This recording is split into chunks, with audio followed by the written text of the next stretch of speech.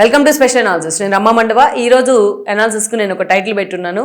అరవ శ్రీధర్పై BR నాయుడుపై చర్యలు ఎందుకు తీసుకోలేదంటున్న జగన్మోహన్ రెడ్డి అని చెప్పేసి నేను టైటిల్ పెట్టాను. దానికి కంటిన్యూషన్ గా మరి అవంతిని, గోరెంట్ల మాధవ్ని, అంబట్ని ఏం చేద్దామని చెప్పేసి నేను టైటిల్ పెట్టడం జరిగింది. ఆ అంశం గురించి ఈ రోజు మాట్లాడే ప్రయత్నం చేద్దాం. జగన్మోహన్ రెడ్డి సుదీర్ఘమైన ప్రెస్ మీట్, ఆయనకు అది అలవాటుగా, అది పరిపాటిగా మారుతా వచ్చింది. ఈరోజు జగన్మోహన్ రెడ్డి తన సొంత మీడియాలో కావచ్చు, తన సొంత సోషల్ మీడియాలో తనకు స్పేస్ కావాలి అంటే తను ఏదో ఒక రూపంలో మీడియా ముందుకు వచ్చే ప్రయత్నం చేయాలి.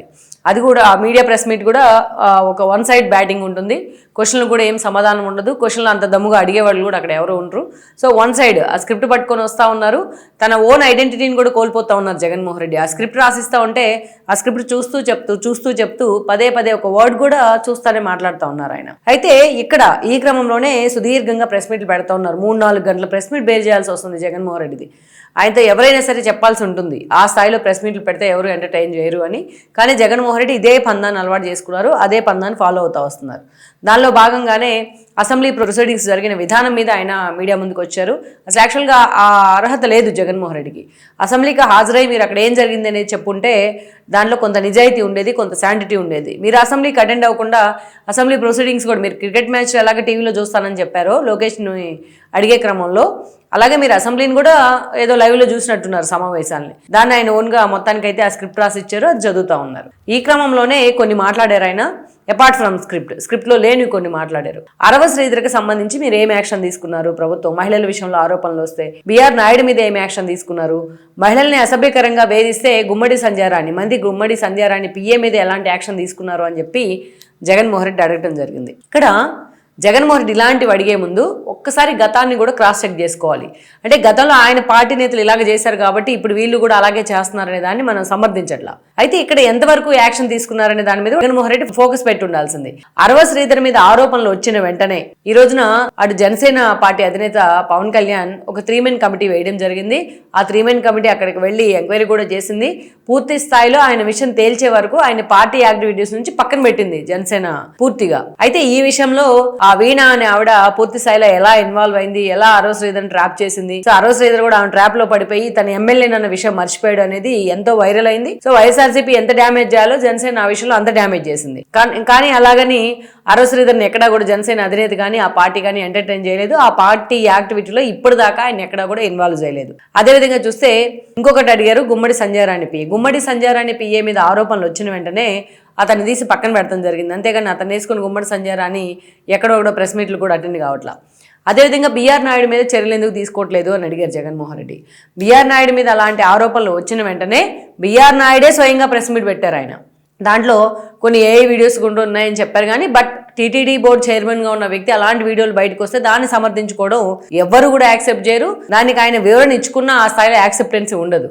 అయితే ఆయన ఒక మాట అన్నారు, చంద్రబాబు నాయుడు ఎప్పుడు రిజైన్ చేయమంటే అప్పుడు రిజైన్ చేయడానికి నేను సిద్ధంగా ఉన్నానని కూడా చెప్పడం జరిగింది. తను ఎందుకు వాంటెడ్లీ టార్గెట్ చేస్తున్నారనే అంశాన్ని కూడా ఆయన బయట పెట్టే ప్రయత్నం చేశారు. అసభ్యకరమైన విజువల్స్ లేవు, అట్లాంటి విజువల్స్ లేవు, లేకపోతే దాంట్లో అలాంటి ఫొటోస్ లేవని ఎంతమంది నాయుడుకి ఫేవర్గా ఉన్న వాళ్ళు చెప్పుకుంటున్నప్పటికీ బట్ ఆయన కొద్ది రోజుల పాటు పక్కన ఉండుంటే ఆయన వైపు నుంచి కూడా మంచి మార్కులు పడేవి, ఆయన క్యారెక్టర్ కొంత నిలబడి ఉండేది. అయితే ఇదే విషయంలో ఇంకా ఆయన పదవి కూడా కొన్ని రోజులే ఉంది కాబట్టి ప్రభుత్వం కూడా ఈ అంశం మీద ఎటు తేల్చుకోలేక హోల్డ్లో పెట్టినట్టు మనకు అనిపిస్తూ ఉంది.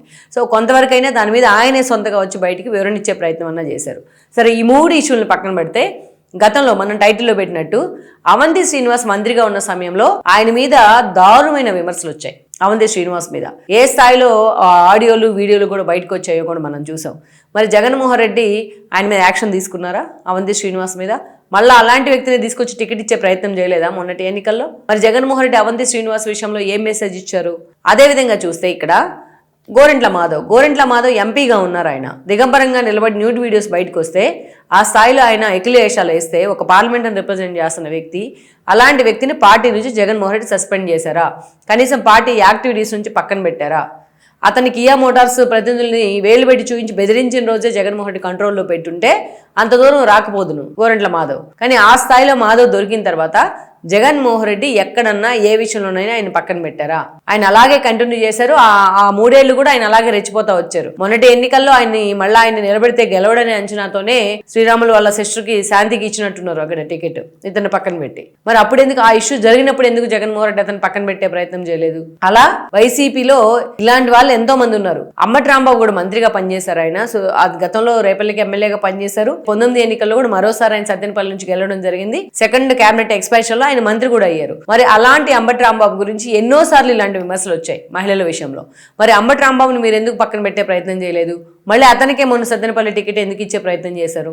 ఎప్పుడైనా సరే వీళ్ళ ముగ్గురునే చూసుకున్నాం. ఒక అంబటి రాంబాబు గానీ, ఒక అవంతి శ్రీనివాస్ గానీ, ఒక గోరెంట్ల మాధవ్ గానీ తమకు సంబంధించి వచ్చిన విమర్శల మీద కానీ, తమకు సంబంధించి వచ్చిన బయటకు వచ్చిన వీడియోలు ఆడియోల మీద కానీ ఒక ప్రెస్ మీట్ పెట్టి అది వివరణ ఇచ్చే ప్రయత్నమైనా చేశారా? ఇక్కడ బిఆర్ నాయుడు వైపు నుంచి కనీసం వివరణ వచ్చింది దాని మీద. మరోవైపు చూస్తే అటు గుమ్మడి సంజయ్ రాణి పిఏని సస్పెండ్ చేశారు. అదే విధంగా చూస్తే గతంలో అరవ శ్రీధర్కి సంబంధించి ఆయన పార్టీ యాక్టివిటీస్ నుంచి పక్కనైనా పెట్టారు. పోనీ అలాంటి కనీసం కొద్ది యాక్షన్ అయినా సరే వైఎస్ఆర్సీపీ నుంచి కనిపించిందా? వైఎస్ఆర్సీపీ అధినేత ఇనిషియేట్ చేసే ప్రయత్నం అన్నా చేశారా?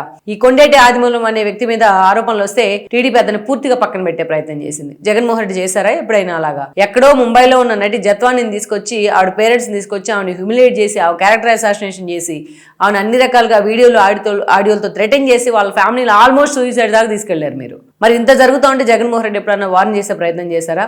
అది టీడీపీ గవర్నమెంట్ వచ్చిన తర్వాత బయటకు వస్తే కనీసం మీ పార్టీ వైపు నుంచి ఆ ఇష్యూలో ఇన్వాల్వ్ అయిన సజ్జలు కానీ, సస్పెండ్ అయి ఉన్న 3 ఐపీఎస్లు కానీ కనీసం సారీ అన్న చెప్పించే ప్రయత్నం చేశారా మీరు? సో జగన్మోహన్ రెడ్డి ఈయన మాట్లాడుతూ ఉన్నారు ఈరోజు వాళ్ళు ఎందుకు వదిలేశారు అని చెప్పేసి. మీరు కరెక్ట్ గా మీ పరిపాలనలో కరెక్ట్ గా పద్ధతిగా అన్ని ఫాలో అయ్యి ఉంటే, ఎస్పెషల్లీ మహిళల విషయంలో కనుక మీరు ఫాలో అయ్యి ఉంటే, మీకు గుర్తుందా ఒక ఇష్యూ ఆ రోజు నిజంగా టీడీపీ దీన్ని హైలైట్ చేయలేకపోయింది, కానీ ఈ ఇష్యూని హైలైట్ చేసి ఉంటే దేశవ్యాప్తంగా సంచలనం సృష్టించేది ఈ ఇష్యూ.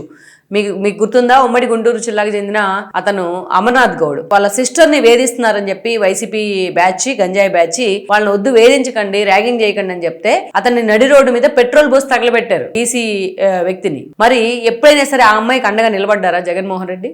అంత దారుణానికి పాల్పడ్డ వాళ్ళని ఎవరినన్నా అమ్మాయిని వేధిస్తున్నందుకు వద్దన్నందుకు ఎప్పుడైనా జగన్మోహన్ రెడ్డి వద్దని చెప్పారా? రంగనాయకమ్మ ఆమె ఏజ్ ఎంత? దగ్గరగా 70 years ఉన్నాయి. శంకర విలాస్ రంగనాయకమ్మ ఒక చిన్న పోస్ట్ పెట్టినందుకు ఆమెను తీసుకెళ్లి పోలీస్ స్టేషన్ లో కూర్చోబెట్టారు. మరి అప్పుడు జగన్మోహన్ రెడ్డికి మహిళలను వేధించడం అనే అంశం కనిపించలేదా?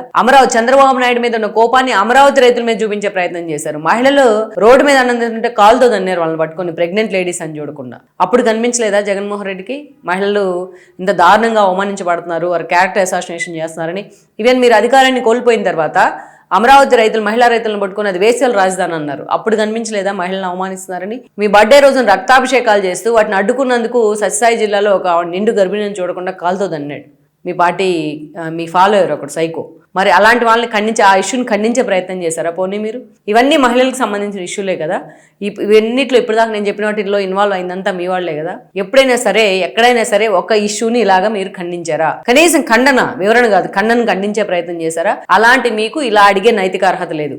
అలా అని చెప్పేసి టీడీపీ నుంచి ఇలాంటి పనులు చేసి వాళ్ళు ఎంటర్టైన్మెంట్ చేయమని కూడా మాలాంటి వాళ్ళు చెప్పాం. సో జగన్మోహన్ రెడ్డి తాను కరెక్ట్ గా తన పాలన విషయంలోనూ ఒక మార్క్ వేసి ఉంటే, సో జగన్మోహన్ రెడ్డికి ఈరోజు క్వశ్చన్ అడిగే ధైర్యం ఉండుండేది.